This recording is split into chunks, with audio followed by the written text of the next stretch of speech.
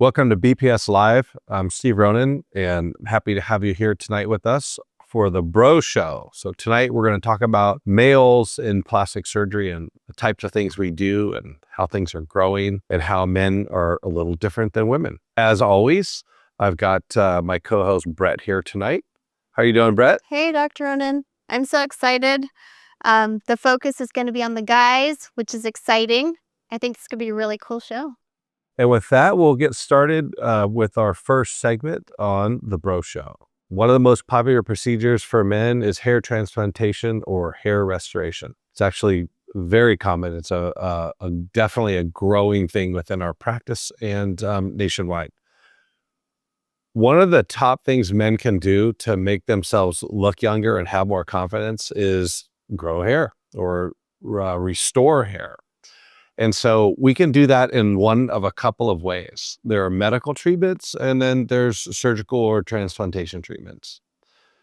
For men, typically the medical treatment includes doing things to hold on to the hair that you have. So if you're in the process of losing your hair, the medical treatments are pretty good at holding on to it and then helping restore, grow back some of the sort of weaker hairs. For many men, though, once the hair is gone, or the hairline's receded, we need to go with a transplantation or a surgical procedure where we actually move hair from the back of the head towards the front of the head. When I was a resident a long time ago, and some friends of mine were doing a hair transplantation procedure in training, I kind of told them way back then, over my dead body, will I ever do hair transplants? Turns out it's one of our most popular procedures that I do now, and I'm sort of eating my own words from way back. The reason I said that a long time ago was the hair transplantation procedures in the past were not very good, and the hairlines were kind of funky. The directionality of the hair wasn't as good. The technology wasn't there compared to what we have today. And I thought a lot of the results just plain looked odd and funky, and kind of told myself I'm never going to do that to someone. And so it's something I wasn't really all that interested in doing. But over time, the technology has kind of come along, and now we can do hair transplantations that are virtually invisible. And so it's become a very popular procedure in our practice. In addition, it's very easy to do. It's very easy to go through. You're essentially here for a long day. Everything's done under local anesthesia. You're here all day, but you just kind of lay there. It's very casual. We have a lunch break, and you can get up and go to the bathroom when you need to. But essentially, it's all under local anesthesia. So we'll numb the back of the head. We'll harvest the grafts. We'll then make little needle sticks and then put them in. About 4 months later, the hair starts growing. And so we can take someone, as you can see in this picture, who really has lost a lot of the frontal and mid part of the scalp. This is what we would potentially call 5A pattern. So it's sort of a horseshoe that's not complete. So we've thrown about 3,000 to 3,100 grafts in, and this is about 6 months later. And as you can see, it's really grown in quite nicely. If you give this another year, it will be even more thick. So as hair transplants grow, they start off as sort of like a seedling. And so the hair is kind of a little wiggly and thin. And then as it grows into a tree, it kind of gets thicker and more straight. And so over the course of the year, you'll see thickening and more resilient or straighter hair. Recovery for a hair transplantation is pretty simple. Most patients go back to work the next day in an office type situation. You want to avoid lifting heavy things for 1 or 2 weeks and just protect the grafts. And as long as you do that, the recovery is pretty simple. Another common treatment area for men is the face. And that is pretty wide open from simple things to very complex. And so on the earlier side of the spectrum, we're doing things like skincare, tox, laser procedures to work on various things, whether it be brown spots or reds or wrinkles. But a lot of times we're doing surgery, and facelifts for men are definitely a growing thing across the country. I think in the last year, it was like a 17% increase nationally in facelifts for men. And so when we do that, we want to make men look normal. And that is a big thing with all the types of surgery that we do here is we want people to look normal. There are certain geographies in the country where it's a bit of a status symbol to look like you had surgery. And so the style of surgery there will be very obvious. Where we are here in Black Hawk and in this area, people want to look normal. And that's very important to them. And it's even more important to me. And so the types of surgeries we do make people look normal. And we're very proud of that. And so as a man, when you come in here, you're not going to have to worry about looking pulled or tight or weird or surgical. We're going to be able to work on the neck laxity or the jowls or improve the excess skin around the eyes and work on wrinkles, but still keeping you looking like you and like a normal person. And so very big thing for us here at Black Hawk Plastic Surgery. Common thing that men ask about is their neck, and there could be fullness there, could be some laxity. A lot of times there's some volume loss in the face with the development of jowls. And so a common procedure we'll do is we'll add some fat to the face in the form of fat grafting. That's done with the needle stick. We'll remove all the fat below the jawline and then tighten up the muscles to really bring the neck up back into a 90-degree or close to that situation. We'll elevate the cheeks, which will work on the jowl, and then it'll push volume into the lower lid, which is typically hollowed out. So if you look, the lower lid is pretty hollow and a little bit of laxity. And that's not extra stuff. It's actually lack of fat that has been lost. And when we move the cheek up into there, it really improves the lower lid area. Another common thing on the uppers is to elevate the brow and take out a little skin. Oftentimes in men, because of a receding hairline, the typical incision we make for our brow, we can't really do, because for women with a lower hairline, we can make an incision behind it. And for men with a receding hairline, that will be visible. And so there's procedures I can do for men from the upper lid where I'll sort of go up underneath and attach the brow a little bit higher up. Critical for men when doing these procedures is to make them look like men. So I know that sounds very simple, but it's true. If you lift brows too much or do too much, it's feminizing. And so we don't want to do that. We'll actually elevate the brow a little bit, but not a lot, because men are meant to have heavier lower brows. And if you elevate it too much, it doesn't look natural. So we want to keep you a little on the lower side, just like not in front of your eyes. We want to get them up out of the way and then take care of the skin excess. And that'll keep you looking, masculine and normal, but then not having that hooding over your eyelids. For men who aren't ready for the more invasive facial surgery, or perhaps had it in the past and need a little tune-up, there's a much less invasive procedure trio that we do here at Black Hawk. And it's a combination of fat grafting, laser resurfacing, and Elicor skin tightening. And so with that process of facial aging of losing volume, there's typically a deflation of the face. And then that leads to a little bit of what looks like laxity down in the lower face. And almost always there's going to be some sun damage and some wrinkles. And so we can do a combination procedure that sort of is symbiotic. And so that involves a tiny poke hole in the belly where we take out a little bit of fat, like about the size of a shot glass. With needle sticks, I can add fat back in to the face across the lower lids, the mid-face, cheekbones, down the folds and around the mouth. And that restores some of the volume that the patient's lost. Most of the time, the volume loss is much greater than I can fit in at one time. And so you never have to worry that I'm going to overdo it, because you'll typically need more than I can fit in there anyways. In addition, this is fat, which is natural, as opposed to fillers, which oftentimes look kind of weird, puffy. And so this is like all natural fat. So we put in some fat.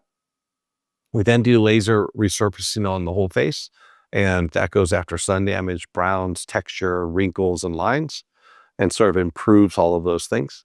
And then we can take the Elicor device, which takes out tiny punches of skin that are 0.45 millimeters or small enough that it doesn't leave a scar. And when we do that across the lower face, potentially across the forehead or neck, it provides a certain amount of skin tightening. The little cores are tiny, but when we do 18 or 20,000 of them on your face, it really adds up to a meaningful amount of skin, and that provides some tightening. Now, this is not as good as doing a face or facelift, but it's fantastic if you're like just before you would need those procedures. And so it maybe pushes out the bigger procedures. And so it's something that can be done, much earlier. And it's basically needle sticks and laser, and gives a very natural looking result. The most common body problem that men typically ask me about is extra volume or extra fat, whether that be on their chest, abdomen, or love handles. So when we take a look, when I do liposuction on a man, there's typical fat zones that I hit virtually every single time. And so that includes the love handle that wraps around into the front, the mid-back area, the whole abdomen and flank area. And then probably 3/4 of the time, the man's chest as well. So as it turns out, 3/4 of boys growing up and going through puberty get gynecomastia or enlargement of the chest area. And about 3/4 of the time that goes away. So there's a significant amount of men that from puberty on have some extra volume in their chest. Joining that group is as men get into their 40s and 50s, they'll start to accumulate some extra volume on their chest. And so that's like oftentimes the first thing that men will ask me about is, what do I do about this extra volume on my chest? And so we'll typically just do liposuction. And so, and that we can do if the chest volume is soft or fatty. If it's firm or hard tissue, which is something we typically see with like someone who's a bodybuilder and using lots of steroids, that we'll have to cut out. But most of the time, when it's soft, we can do liposuction. And so we'll typically do the usual inner tube liposuction and chest. Liposuction involves tiny incisions. We'll make one in the bottom of the back in the middle and use that to attack the love handles, typically in each groin site, which we can use for the whole abdomen and flanks. And then we'll do it in the axillary crease and use that to go after the chest muscle and the tail that goes out along the side. Super common procedure in men that we do fairly regularly.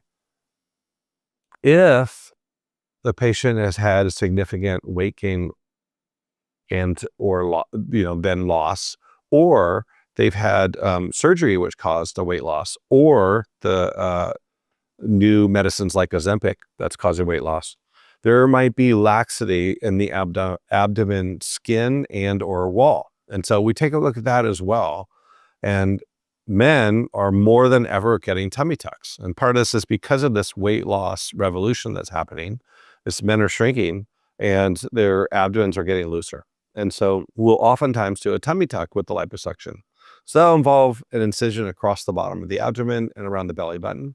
And we'll remove a large amount of extra skin and fat, then tighten up the abdominal wall, which will bring it inward from the sides and then backward, making it pretty rigid, and then remove the extra skin. And so you can see in this picture, there's a gentleman who had liposuction, and you can see it's going around his love handles, it's going through his chest and along his flanks, but he also had a tummy tuck. And so you can kind of see how his muscles in the before picture are kind of lax as the abdomen's going forward. And afterwards, we really tighten down that abdominal wall. And you can see how the rectus muscle or the ab muscles have moved much closer together. The waist kind of gets more narrow and pushed back. And so that's typically what happens with the tummy tuck. I would say that in the past, maybe 10 years ago, for every tummy tuck on a man I did at least 10 or 15 liposuctions only. And now it's probably 50% of the time or a third of the time that I'm doing liposuction on a man, we're also doing a tummy tuck. So it's much more common, and guys seem to want to have a more rigid, tighter abdomen that really than ever before. And Part of this might be some of the weight loss stuff, and part of it might be that they've kind of figured out that the only way you're going to get a rigid, tight abdomen again is by tightening up internally with a tummy tuck. Another popular procedure for men is rhinoplasty or nose surgery. This can be both functional or aesthetic. By functional, I mean if a nose is crooked and there's difficulty with the airways or breathing. And by aesthetic, I'm talking about the external or what we see. And oftentimes those are blended together because one really has an impact on the other. Last week, I did a very difficult functional nose where about 17 years ago, this person took a knee to the face and sort of caved in the nose from right to left. And then about 10 years ago, was involved in a wrestling match with a brother and injured the nose again. And so this patient had really no ability to breathe out of the left side and significant reduction of breathing on the right side. And so we took this patient to the OR, and the septum was really broken off the vomer. And what that means is that the center of the nose was kicked all the way in to the left sidewall. There's some bone that sits on top of the palate, and that was broken as well and sort of rotated over. And so I couldn't put any instrument through the left side at all. And the right side was also pretty jammed up. So we got in there and took it all apart, and the nose was really kind of bent over and the nasal bones, slid over. And so we went in and took it all apart, and we used some grafts and created a really nice, strong structure that was straight, repaired all the fractures, and really had wide open airways when we were done with the procedure. We could easily put a large instrument down both sides. Got the nasal bones to adjust so they weren't depressed on one side, and the nose looked pretty straight. Saw the patient today and took out the splints. And first thing the patient says was, "Oh my God, I can breathe for the first time." And that is like swollen with a bunch of junk in the nose. But it was so profoundly obstructed, and now it's open. And so wait 3 months for the swelling to kind of come down, and this patient's going to really have an increase in the function of their life and a straight, normal looking nose. And so that's like what a functional nose would be. We also have patients come in with more aesthetic concerns, and that just might be that there's a large hump, or it's a little crooked, or the tip's too big, or it kind of sticks down, the chin's back, and when I smile, it gets too wide. And so these are all very common complaints that we see all the time. And so we can make adjustments in the nose to address these aesthetic concerns. One of the things I've learned about noses is that we notice things in them that we don't like, as opposed to things that we do like. So when it comes to a breast augmentation, someone could go walking by and people will notice like, wow, those look really good. And they stand out to you because they're very good. People in general don't look at other people's noses and think like, oh, wow, what a nice nose when it goes walking by. They sort of don't notice nice noses unless they're like really actively thinking about it. In general, the noses you notice are the ones that you don't like or don't conform to the normal facial proportions. And so when doing a consult with someone, I'm listen to what they're telling me, listen to what's bothering them. And that really leads me to find out what of those proportional things are irritating the patient. And I know that if I can adjust those things and bring them back to normal, those irritations will go away, and then the patient will very much more like the nose. One gentleman that you see on screen now had a bit of an upturned nose. An upturned nose is feminizing. And so men want to have not straight out, but maybe slightly elevated tip, just a little bit. Whereas with women, you want to have a little bit more elevation. If you lift it up too much, it's feminizing for men. and they don't like it. And so one of the things that we can do is bring a nose tip down and make a more masculine, natural looking nose that just looks like a normal nose and looks like it was meant to be there, but will bring more confidence for the patient, and they'll just go about their day feeling a little bit better. Most nose surgeries, whether they're functional or aesthetic or both, take around an hour and a half, maybe an hour and 15 minutes. You go to sleep for it. We do it. You wake up with a splint on the outside or the outside and inside. That stays for about a week, and we take them off. Most of our patients really don't have that much pain, and after a couple of days are just taking Tylenol and Motrin. You need to protect it for a couple months, so you don't want to wear glasses and lift anything too heavy. Just kind of like protect it, and it heals, and then you're good to do whatever you want. Another common reason men come see me is because of wrinkles, brown spots, skin tone, all that kind of stuff, or because your wife or girlfriend sent you in to see me. And so that happened to me recently, a couple weeks ago. Gentleman, probably 65 years old, came in, super nice guy, big smile. How can I help you today? He's like, oh, it's really nothing that I want. You know, I'm happy. I'm good. I said, okay, well, you're here. Like, is there anything you want to talk to me about?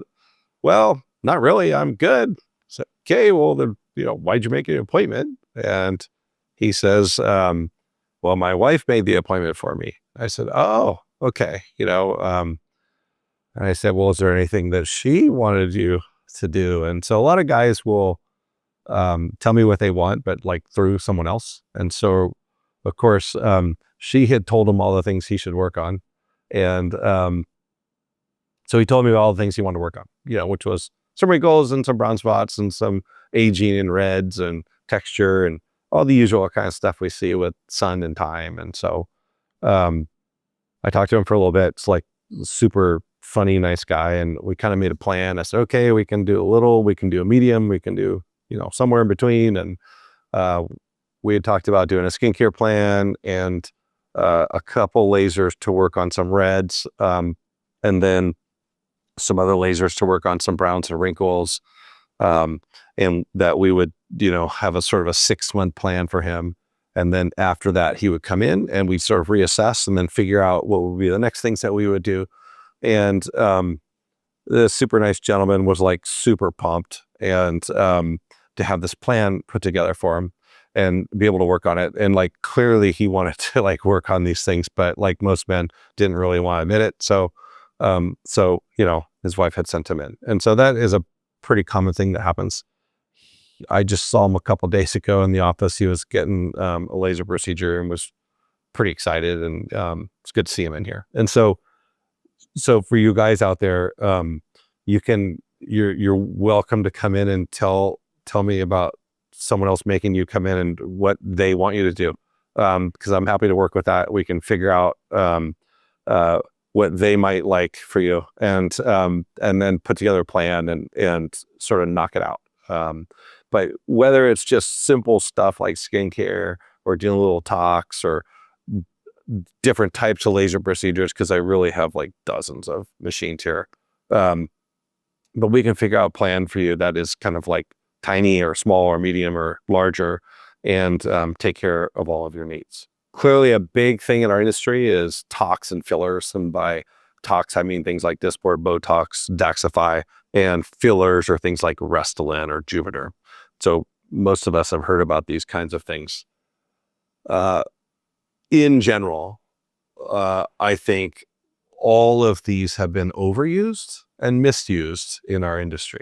And so, which is really a big problem. And so the key to doing these right is using the tool. They're great tools, but you have to use the tool properly. If you use the tool to do something it's not meant to do, not going to go very well. And so examples of like really dumb things that I hear being done are paralyzing your mouth so that it doesn't make a certain wrinkle or looks a certain way, and then you can't use a straw, or you like drink something and it spills, and it's like there's no place for that. And so another thing that really irks me about them is when people overdo fillers. They put in way too much and they put them in the wrong place, or they try to achieve something that you shouldn't do with fillers. Like if you need a facelift, you need a facelift.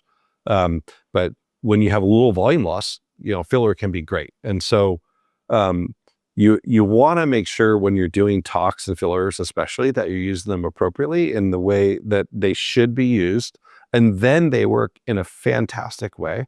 And so, guys, you do not have to be worried that you're going to look like these gargoyle people with the giant cheeks and chin and just these sort of dysmorphic looking people that are all over out there. They're not like, I'm not doing that to them here. So if you want to look normal, you just like don't want the crows and frown lines and soften these lines, or these are getting a little deep, or your cheekbones are a little low, we can put in some tox or filler. It's very easy to do. It takes a couple minutes. But when I do it, I try to do it in a way that like you're not going to tell it's there. It just looks good. And so if you're interested in those kind of injectables, let us know. We'll take care of you. Well, we've covered a lot tonight so far in the Bro Show, and hopefully that'll get you started. If you have more questions, obviously you can come in and see us. But as always, we've got some questions from the audience out there. Brett, you want to fire away with some questions? Yeah, we got quite a few actually. Let's start with George. He asks, should I just go to the gym more or eat right to tighten my skin after weight loss, or is surgery the only answer? Good question. Okay, so you want to be in shape, but there's certain things that exercise won't do, right? So if you can lean out a little bit and be in good shape, that's fantastic. If you've lost a bunch of weight and there's extra skin hanging on your abdomen, or your abdominal wall is loose, I don't care what you do working out, it's not going to go away. If you do 5,000 sit-ups a day, you can make your muscles strong, but that abdominal wall fascia is going to be loose. It's just going to be loose. And same thing with the skin. So if your skin is hanging in loose and your wall is loose, the only way that's going to get tighter is with surgery. And so we can help you figure that out. It's really easy. I can look at you in 2 seconds and kind of tell you, where you are. Now, on the other hand, there are some guys out there with kind of like the beer belly, or the belly that kind of goes out like this. And when you feel it, it's really tight and just really sticks out. Well, that is intra-abdominal volume or fatty tissue. That's on the inside around the organs. And if it's really tight like that, then there's nowhere for me to push it into. So it's hard to tighten that. And that's someone that is going to need to have some weight loss prior to doing any type of procedure. And so, like I said, it takes me about 2 seconds to figure that out, and then I can explain it to you. Question from Ben. Can I start small for minor tune-ups, or is it better to go all in with a facelift?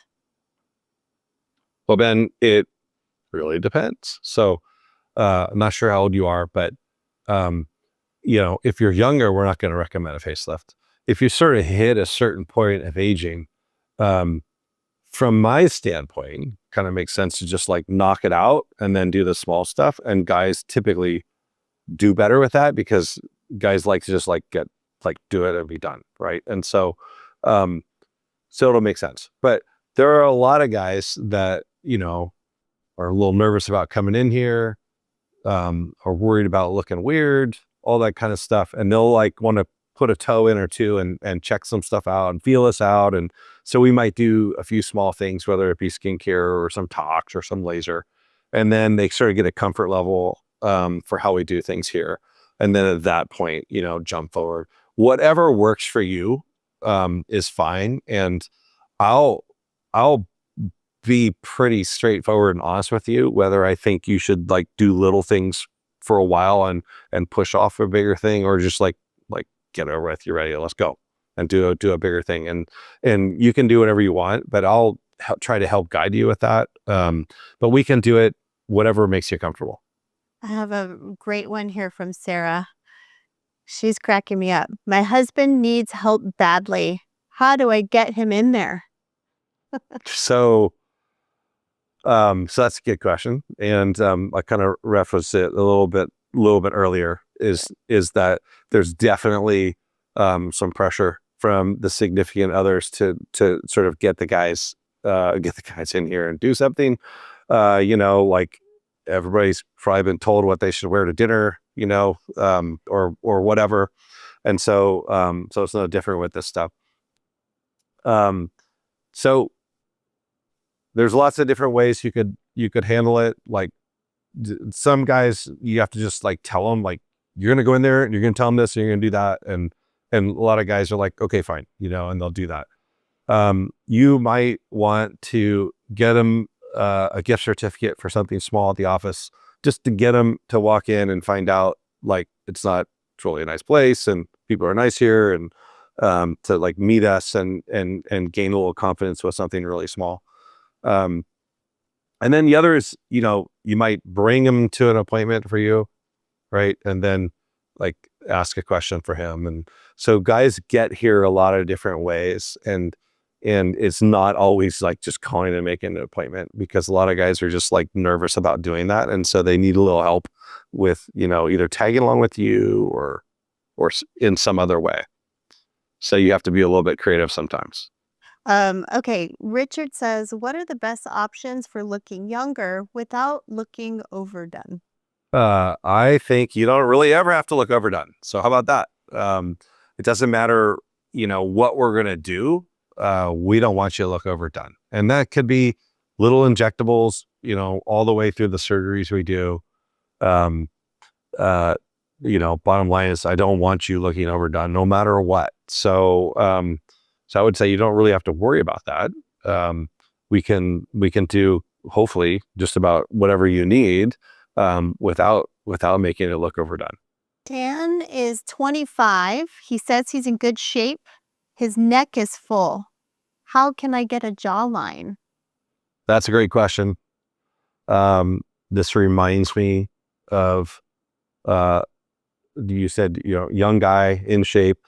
I had someone from Pac-12 water polo team who was 21 years old, who like clearly was in good shape. If you're playing Pac-12 water polo, you are in extremely good shape.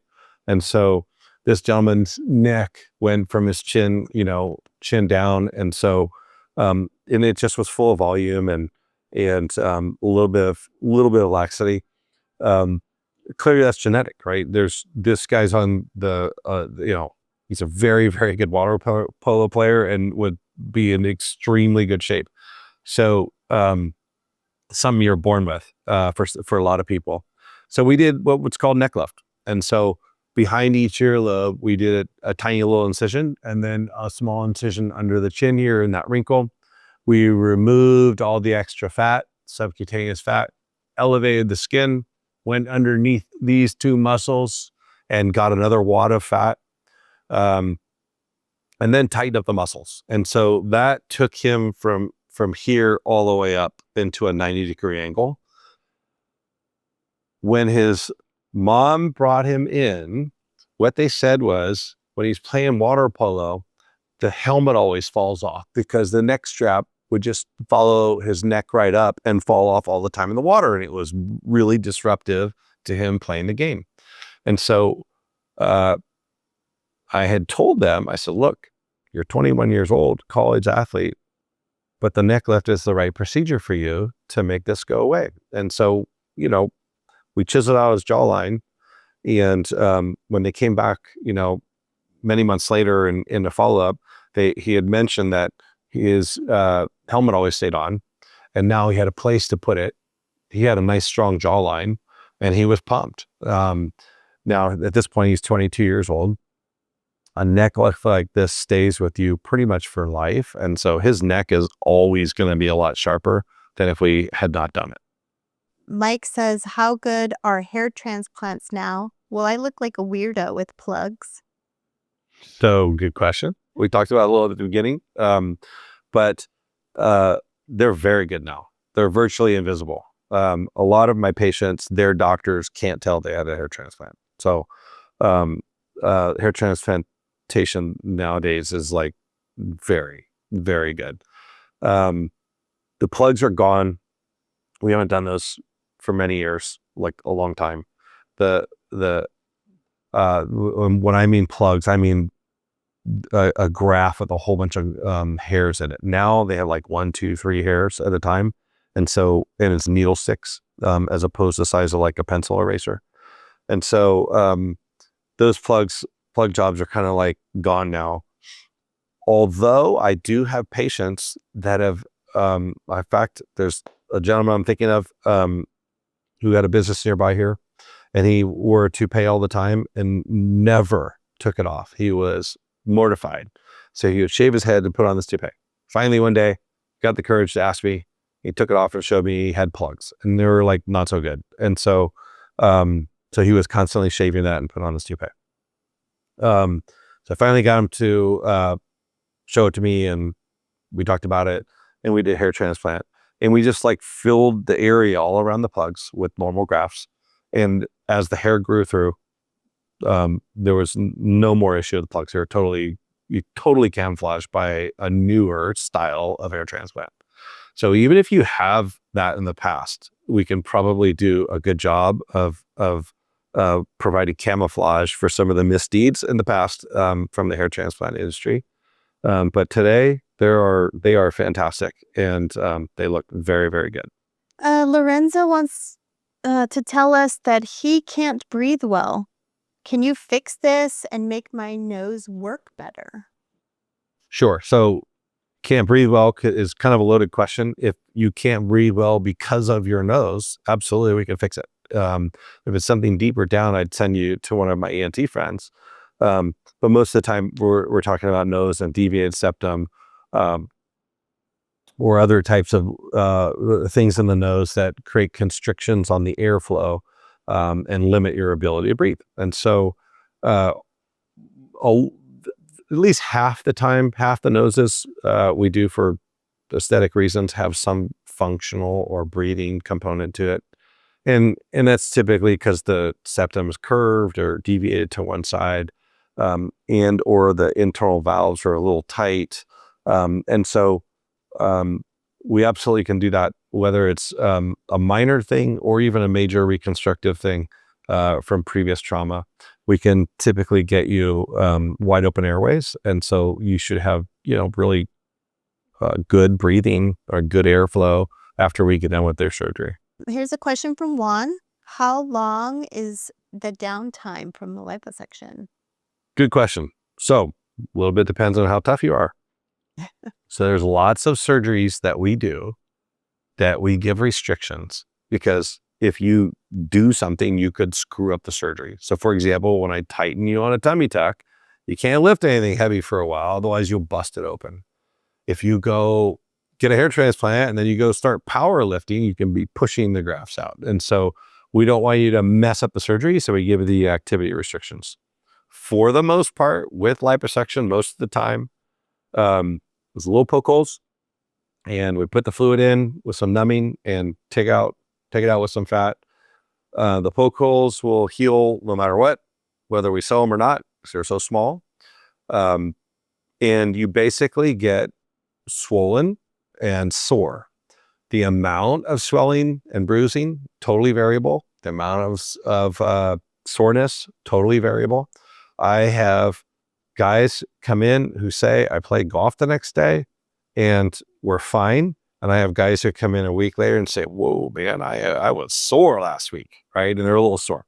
But with liposuction in particular, the activities you do aren't going to hurt the liposuction, but it might hurt you. And so whenever you feel fine to go out and do things after liposuction, you really can. And so if you want to play golf the next day, it's not a problem. If you, whatever you're comfortable doing, you're kind of welcome to do after liposuction. We typically recommend taking it easy, but in general, it's kind of harder to mess up that surgery. And so you can kind of resume activities really as soon as you're comfortable. Landon writes, I don't mind doing injections. What kind of maintenance is needed to keep up my results? Have to see you, but you talked about injections. So that typically means like Tox, and would be the most common for men. And that usually lasts 3 or 4 months, right? And so that's like an every 3 or 4 month treatment, depending on you. Sometimes a little longer, sometimes a little shorter. But if you're on that regimen, and you're going to be here, say, every 4 months, so we might do your Tox. But if you needed some sort of a maintenance laser procedure, we might do that at the same time. So you're coming in 3 times a year and you're doing a little tox and maybe a little laser and keeping up on your skincare. And that would be like a normal kind of maintenance plan for a lot of guys. So you're coming here again 3 or 4 times a year and doing a few little things while you're here. Dr. Ron, I think we just have time for this one last question. Rocky asks, I'm 68 years old. Is it too late for a facelift or should I just do non-surgical?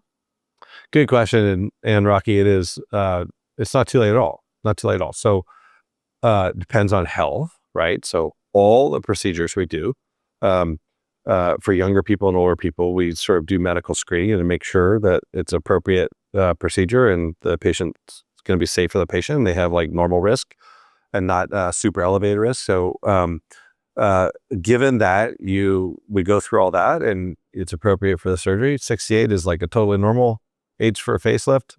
They start in the 40s, they go all the way through till whenever. I did someone in the 80s not too long ago, a gentleman.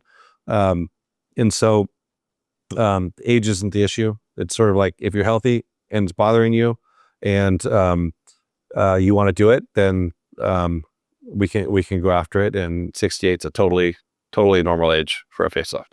That's it for questions. Thank you, everybody. If you're ready to book your consultation, you can use our QR code on screen to schedule your appointment online or call us at the office or go to our website, blackhawkplasticsurgery.com. Back to you, Dr. Ronan. Thanks, Brett. Well, really appreciate you all attending tonight for the Bro Show. Hope you learned some interesting and new things about plastic surgery for men. If you have any questions, I'd love to meet you and talk more about this. Thanks a lot for tuning in, and we'll see you next time on BPS Live.